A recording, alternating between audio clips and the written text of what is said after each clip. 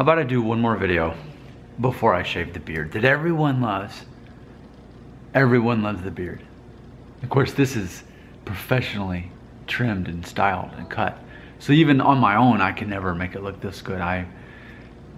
So yes, I'll be shaving. But before I do, let's savor this last moment. It's almost like we're at the airport with a loved one and we're about to say goodbye and waiting for the gate to be called on it. That's kind of what this is with the beard, isn't it? There's this emotional attachment. We've grown close to this character for over the last month, haven't we? And when would it ever happen again, you know? But here's what I wanted to share with you. When I arrived in Los Angeles and I was at the airport, I was waiting for the shuttle to take me to the hotel. And I'm there with my suitcase. I'm looking this way, looking for the shuttle. And I don't know, I looked this way for a second, just to look at something else. Well, there's this guy, huge thing of luggage that he's pulling along. And shaved head, kind of like a nice jacket or whatever, sports coat or whatever you call it. And this is what happened. When I looked, so it was like this. I looked over and I was like, and then I looked back. So I'm looking at the road, not thinking about the guy anymore, just still looking for the shuttle.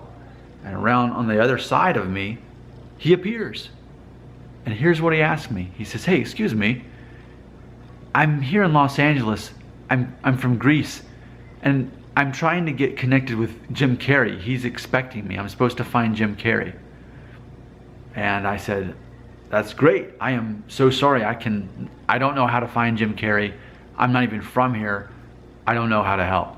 His response, "I'm down to my last $9,000. And in his pocket, he reveals to me in a white envelope with rubber bands around it, a whole stack of $100 bills.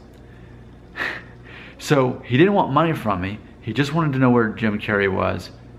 And he was down to his last $9,000. And he had just arrived at the airport. So that was weird. And then right after that, was I finally convinced him, "Look, I can't help you. I don't know how to get a hold of Jim Carrey."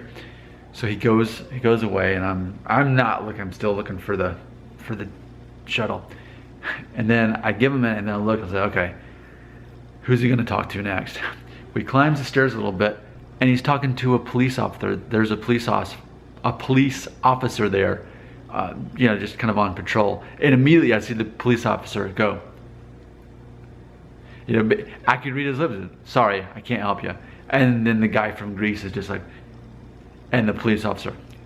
And it went on for like 5 minutes. So this guy, in his mind, he really truly believed that Jim Carrey was looking for him, or that he was supposed to meet Jim Carrey.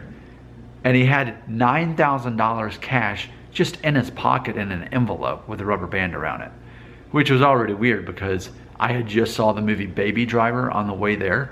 It's about robbing banks and coming out with stacks of cash. So that's one of those stories where we'll never know what happened. His name was, I think he said Phineas. We'll never know what his story was. But he really was there in Los Angeles with a lot of luggage, $9,000 cash, in his mind thinking he was there to find Jim Carrey. As if that's what you do. "Oh yeah, I need to go find Jim Carrey. I think I'll fly to Los Angeles with tons of luggage and thousands of dollars cash. And when I get there, oh yeah, I'll just ask somebody. They'll know how to find Jim Carrey." So there's my story. This was our goodbye time, our goodbye moment, because this beard, the next time you see it, I'm gonna have a razor, clippers right here, and we're gonna be shaving it off. So look how perfect that beard is. The perfect beard for the perfect face for it. Everyone agrees that I look great. I look my best with this beard. But it's not about everybody else. It's about my wife. And when she comes home tomorrow from Washington, D.C., she's going to see a clean-shaven guy because that's what she likes. I mean, and I don't mean to get weird, but it's going to get weird as I'm about to end the video. If you were a girl and you were kissing a guy, I could understand. I mean, look at all that hair. So like, okay, I get it. If I will say, it doesn't bother me anymore as far as, like, after I hit a month, it's been over a month now, then it stopped itching. I don't even think about it anymore. So that's something I learned, is you got to make it a solid year. You got to make it a solid month. And then, yeah, it's soft, it's fine, it's no big deal. But if you're married to a beautiful woman who does not want to kiss a guy with this much hair on his face, you say, you know what? It is all right. I'm going to shave this beard. And again, that's the magic of being a YouTube host. It's important to you that you see dynamics, that you see me change. Just like in a movie, you want to see the character change. Even if this is my best, even if this is the best I'm going to look in the past year or the next 5 years, even if this is it, well, so be it. By the way, though, everyone is liking this haircut all day long. When I've been back at work, my parents are, everyone's raving about the haircut. And again, this is with no coloring, no powder, anything in it. So what if this were the new standard haircut though? What if this were it? I mean, if it's the most flattering and it's the most simple, very easy to maintain.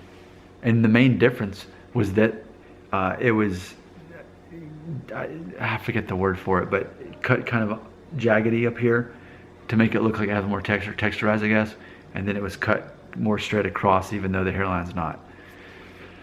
All right. Time to click on the next video.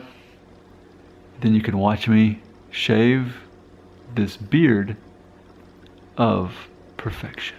Perfection.